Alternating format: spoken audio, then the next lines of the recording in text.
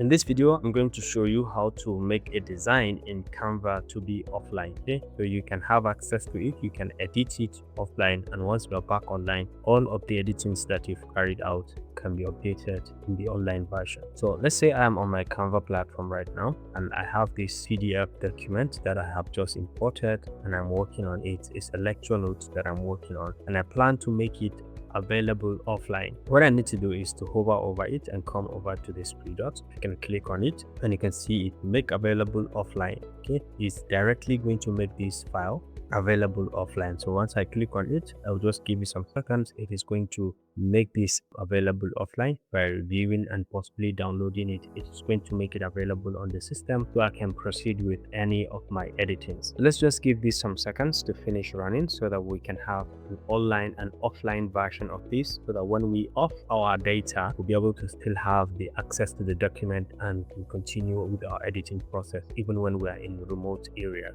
And you can see right now it says design available offline, so we can reload this to continue.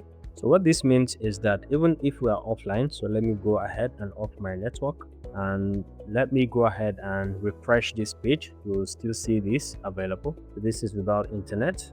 All right, and you can see the document in here. It is available even though all others are not available, and you can see offline mode at this time if there is no network. So let me click on it to see if I can have access to it even without the internet, so I can continue with my editing.